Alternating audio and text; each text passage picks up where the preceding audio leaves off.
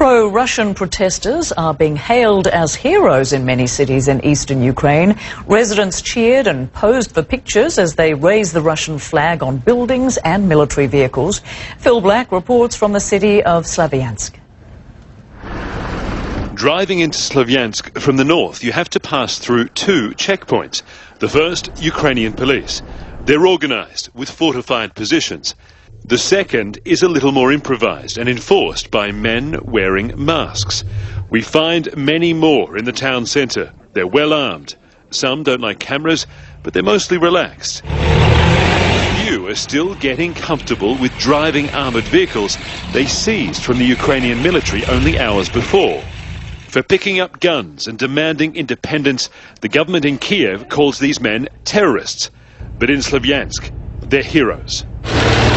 This is not the sort of atmosphere you expect to find in a town that is effectively under siege. It's not a celebration, but the people here are clearly very happy, and they feel a great deal of pride in those masked men who have made this small community world famous.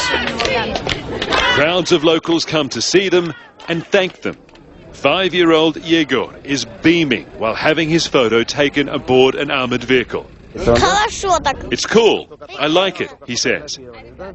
Photos with militants are very popular. Even though you can't see their faces, the men are clearly enjoying it. And we hear women in the crowd complain about the masks. They can't see who's the most handsome. Admiration for the men is unanimous. So is distrust for the national government in Kiev. But there are different views on the town's future. Some want to stay part of Ukraine, but with more autonomy. We just want Kiev to leave us alone, this woman says. We'll establish order here ourselves. Others tell us they want the Russian flag to fly here permanently.